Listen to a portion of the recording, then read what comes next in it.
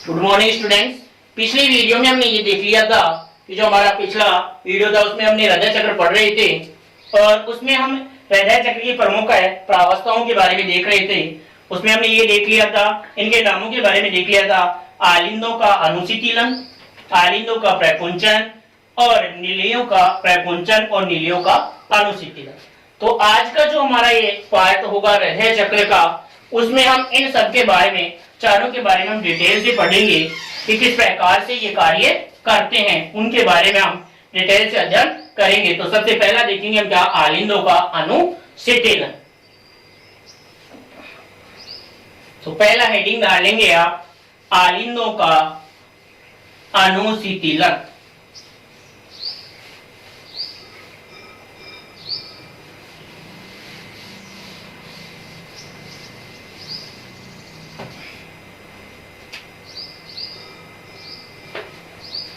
पहला हेडिंग डालेंगे आप, आलिंदों का अनुशीतलन।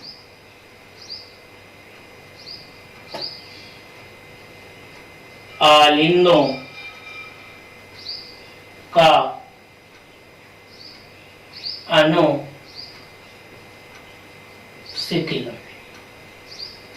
आलिंदों का अनुशीतलन, ये पॉइंट है हमारा। तो देखना कि हमारे स्पंदन के दौरान जो आलिंद है वो ज्यादातर समय अनुशीतलन अवस्था में रहते हैं। ज्यादातर समय कौन सी अवस्था में रहते हैं? अनुशीतलन अवस्था में रहते हैं। और इस अवस्था में आलिंदों को समय लगता है कितना? 0.7 सेकंड का।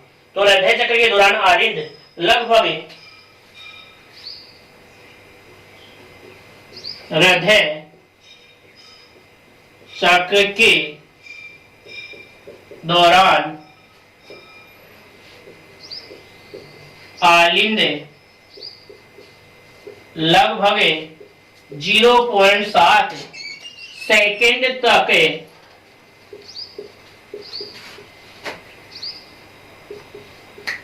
विश्राम की अवस्था में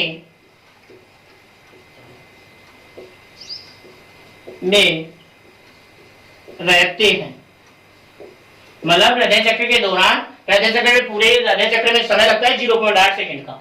उस समय में से 0.7 सेकंड तक जो आलिंद है हमारे, वो कौन सी अवस्था में रहते हैं? विश्राम की अवस्था में रहते हैं। केवल 1 सेकंड का जो 0.1 सेकंड का समय है, उसमें आलिंदों में प्रकुंचन होता है। अब देखते हैं हम आगे कि इनकी विश्राम की अवस्था में होता क्या क्या है, वो सुनना।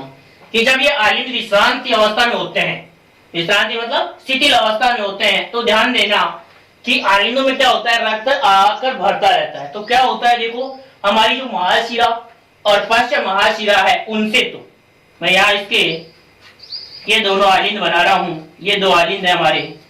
अब इन आलिंदों में क्या हो रहा है कि एक तो इधर से तो क्या हुआ कि ये कौन सा भाग है?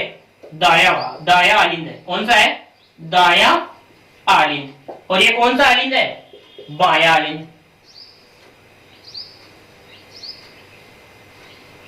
ये हमारे नीले हो जाएंगे यार। तो अब दाया आलिंद, और ये कौन सा है? बाया। कौन सा आलिंद है? बाया आलिंद। क्या है? बाया आलिंद। अब देखना कि आलिंदों में विश्राम की अवस्था में क्या क्या कार्य हो रहा है, वो सुनना।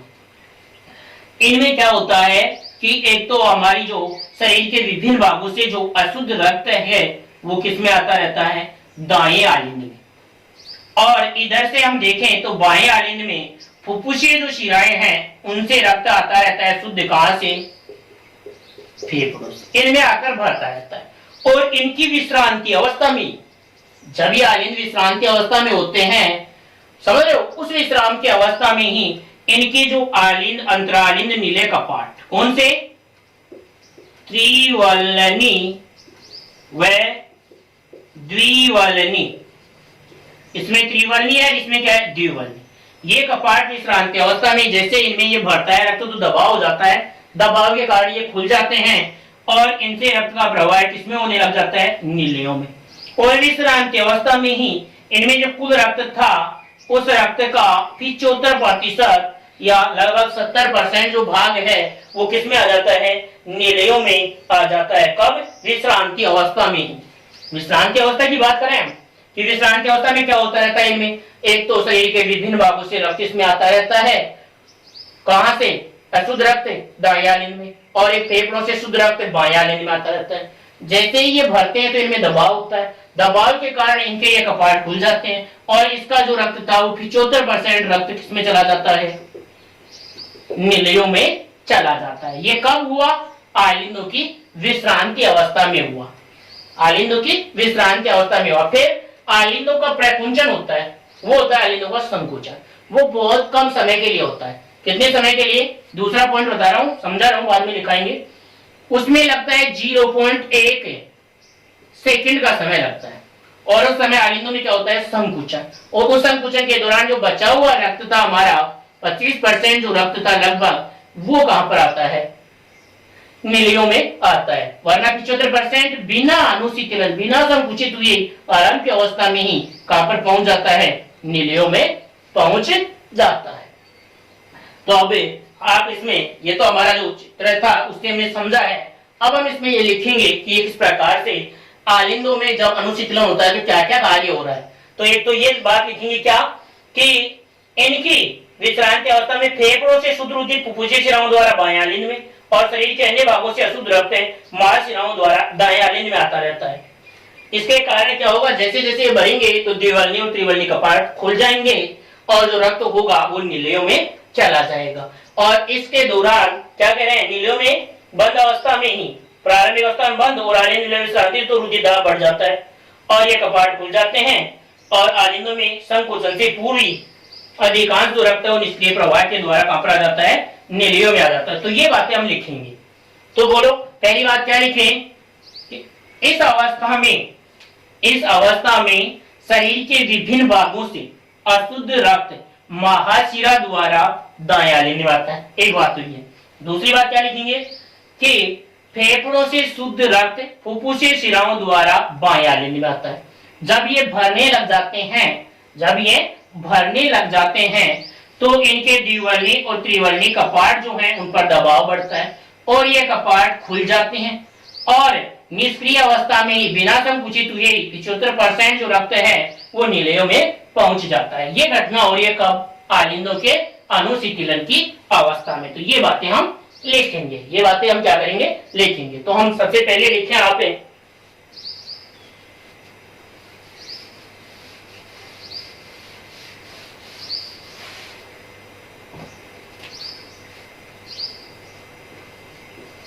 इस अवस्था में शरीर के विभिन्न भागों से अशुद्ध रक्त महाशिरा द्वारा दाएं आलिंद में आता है तथा शुद्ध रक्त फुफ्फुसीय शिरा द्वारा फेफड़ों से हृदय के बाएं आलिंद में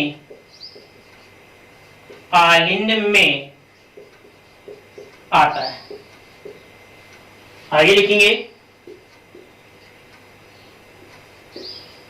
इनमें रक्त भरने से त्रिवर्णी व द्विवर्णी कपाटों पर दाब बढ़ता है, कपाटों पर दाब बढ़ता है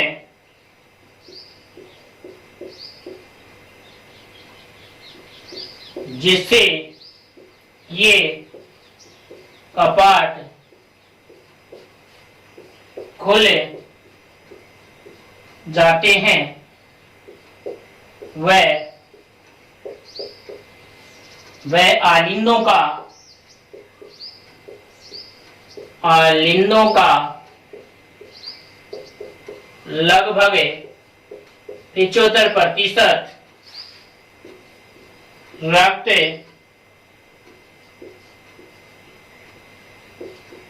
निष्क्रिय प्रवाह के द्वारा निलयों में चला जाता है। इसके प्रवाह के द्वारा किसमें चला जाता है? निलयों में चला जाता है, निलयों में भर जाता है। ये क्या हुआ? हमारा आलिंदों का अनुशीतलन। कौन सा पॉइंट हुआ? आलिंदों का अनुशीतलन पॉइंट है वो पूरा हुआ है। अब इसके बाद में देखेंगे हम हमारा जो अगला पॉइंट है, वो जो पॉइंट है वो हमारा क्या है? आलिंदों में प्रकुंचन। क्या देखेंगे? आलिंदों में प्रकुंचन। तो अगला पॉइंट देखेंगे, ये लिख लिया तो हम अगला पॉइंट डाल रहा हूं दूसरा, आलिंदों का प्रकुंचन।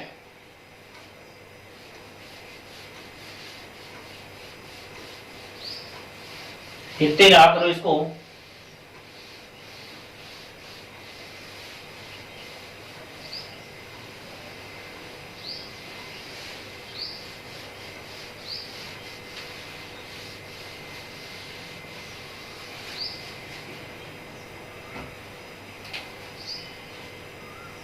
दूसरा भाग, दूसरा पॉइंट डाल रहे हैं, आलिंदों का प्रकुंचन।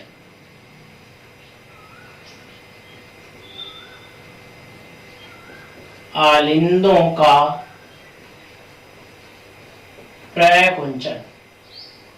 प्रकुंचन का मतलब होता है संकुचन। क्या आलिंदों में क्या हो रहा है? संकुचन हो रहा है। तो आलिंदों का जो अनुशीतलन समाप्त होती, दोनों आलिंद है वो क्या होते हैं? एक साथ संकुचित होते हैं।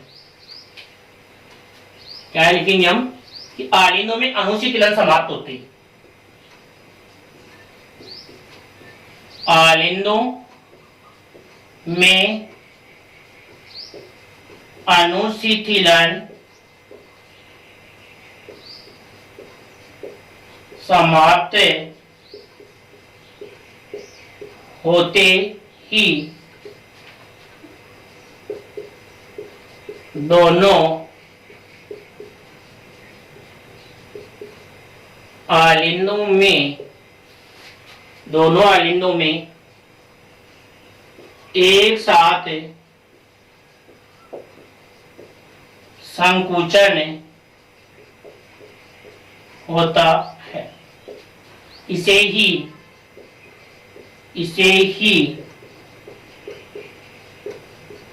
आलिंदों का प्रकुंचन, आलिंदों का प्रकुंचन कहते हैं। इसे ही आलिंदों का क्या कहते हैं? प्रकुंचन कहते हैं। उसके बाद में हम देखेंगे कि ये जो क्रिया है वो अल्प समय के लिए होती है। इसके फलस्वरूप क्या होता है कि ये क्रिया है वो अल्प समय तक रहती है। आलिंदों में जो प्रकुंचन है वो अल्प समय के लिए रहता है। कितना? 0.1 समय, 1 सेकंड के लिए।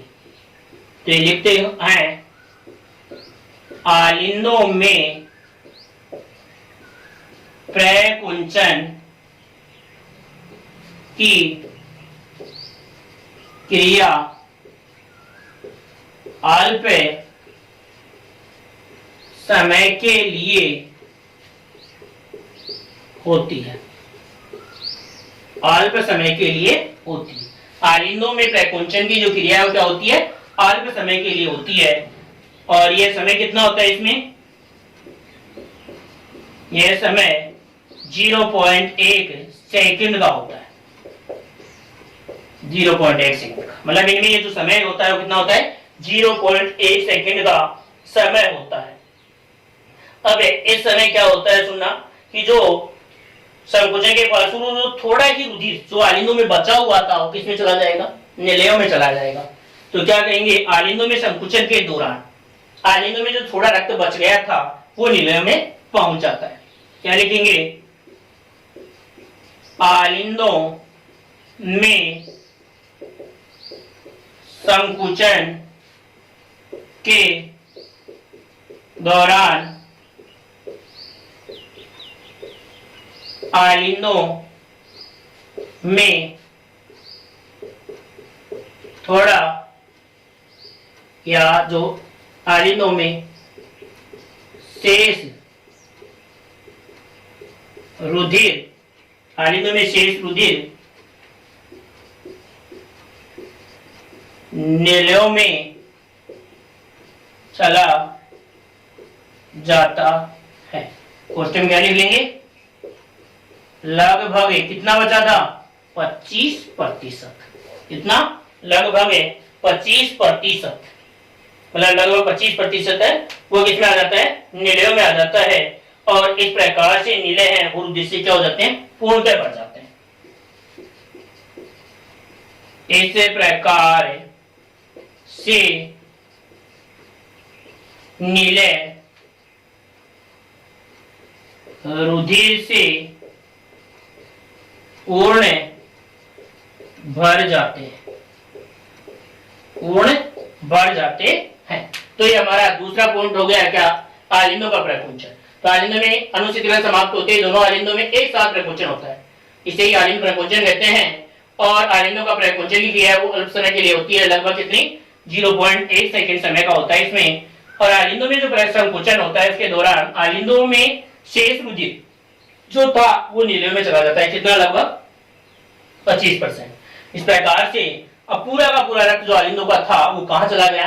नीले में चला गया। और नीले पूर्ण रूप से क्या हो जाते हैं? भर जाते हैं। अब देखेंगे हम कि आलिंदों में प्रकुंचन समाप्त होते ही नीलियों में प्रकुंचन होता है। किसमें होता है?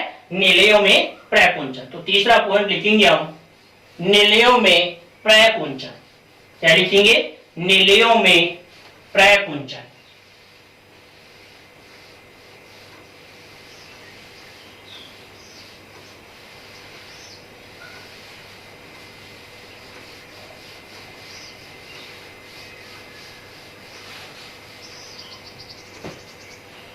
तीसरा पॉइंट डालेंगे नीलियों में प्रकुंचन।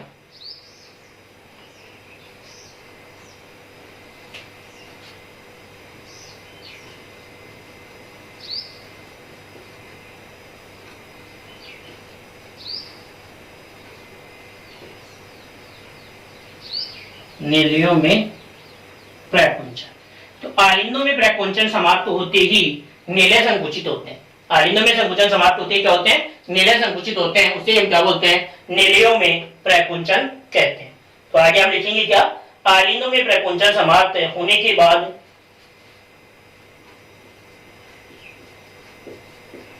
आलिंदों में प्रकुंचन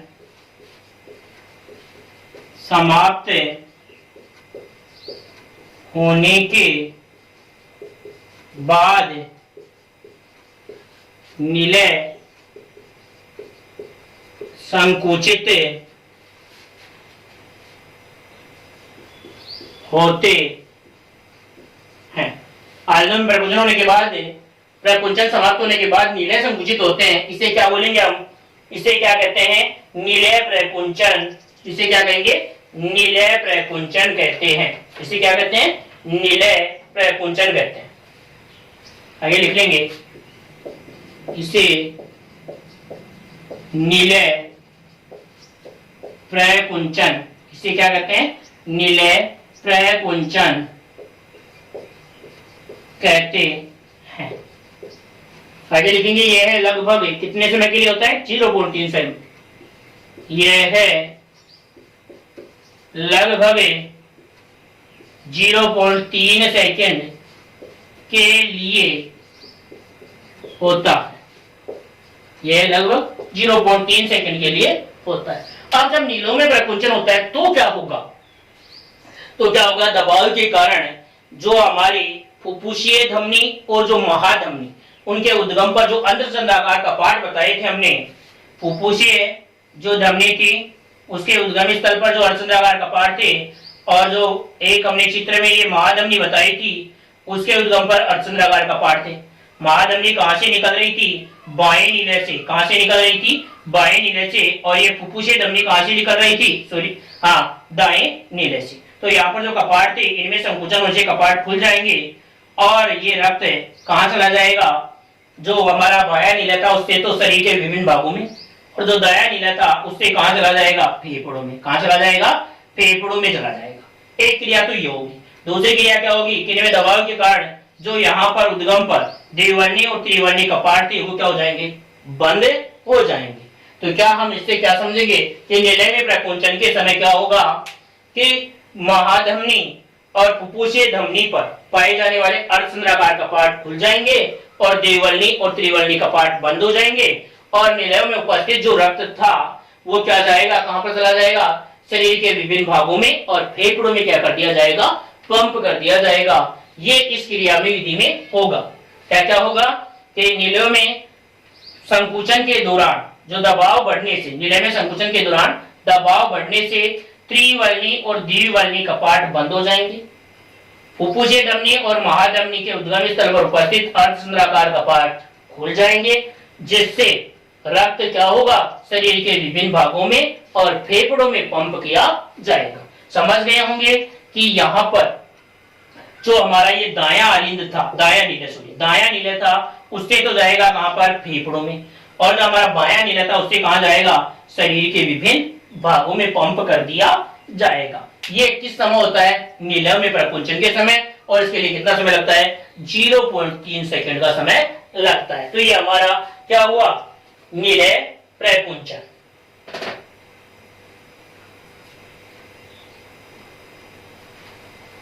देखो अब इसमें ये लिखेंगे कि इसमें हो क्या क्या रहा है। तो अभी मैंने वो चीजें बताई वो हो रही है। इसमें क्या होगा, निलय में संकुचन के समय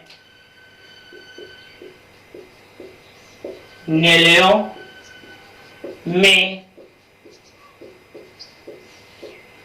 संकुचन के कारण दाब बढ़ जाता है, दाब बढ़ जाता है, जिससे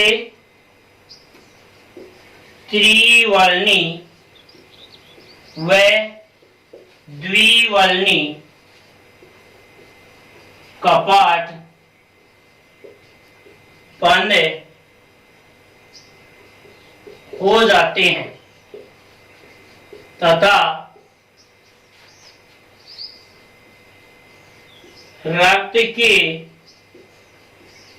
विपरीत प्रवाह को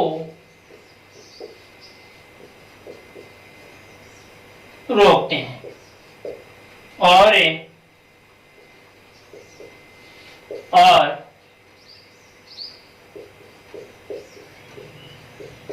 फुफ्फुसीय धमनी व महाधमनी कांड पर उपस्थित अर्ध चंद्राकार कपाट खोले जाते हैं, अर्ध चंद्राकार कपाट खुल जाते हैं, जिससे पूरा रक्त शरीर के विभिन्न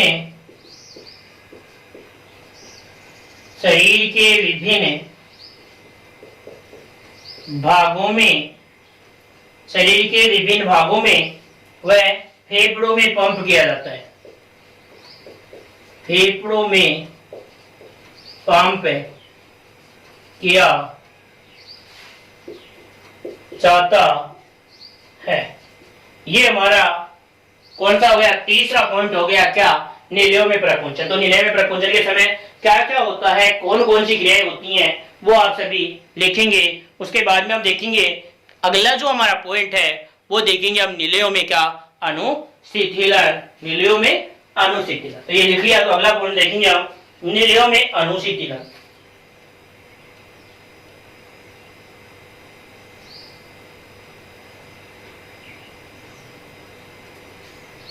नीलियों में अनुशीतलन।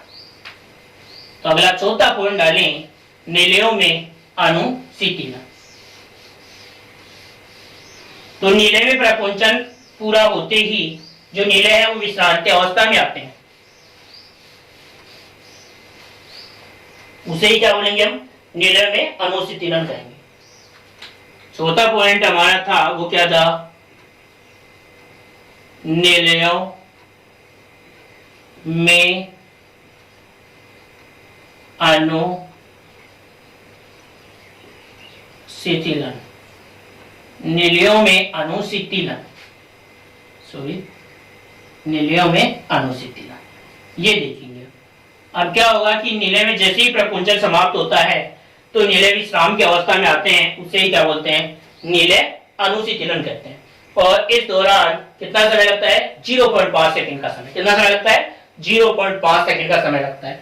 और इस दौरान क्या क्या होता है, नीले विश्रांति अवस्था में क्या क्या होता है कि एक तो वो जो अर्धचंद्राकार कपाट थे उपोषित धमनीकांड पर, महाधमनीकांड पर, वो अर्धचंद्राकार कपाट तो बंद हो जाएंगे, और द्विवर्णीय और त्रिवर्णीय जो कपाट थे वो आलिंदों में दाब भरने से क्या हो जाएंगे, खुल जाएंगे, और रक्त क्या हो जाएगा, नीलियों में आकर भरने लग जाएगा। किस समय, नीलियों की विश्रांति अवस्था में। तो सबसे पहले लिखेंगे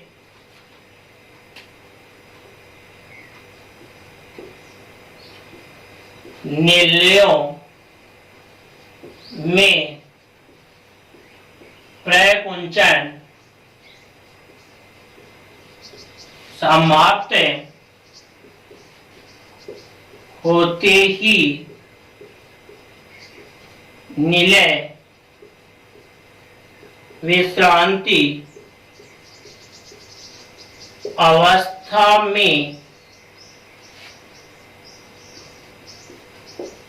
आते हैं, नीले विश्रांति अवस्था में आते हैं। इसे ही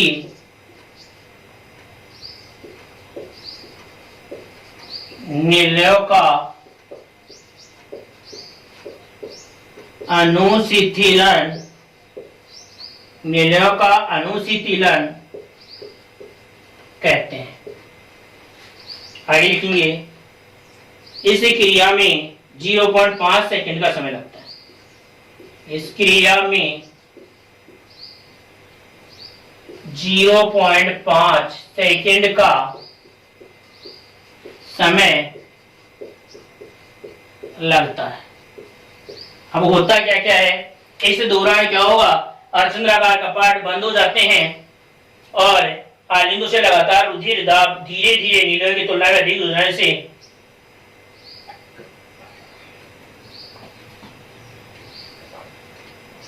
तो आगे लिखेंगे इसमें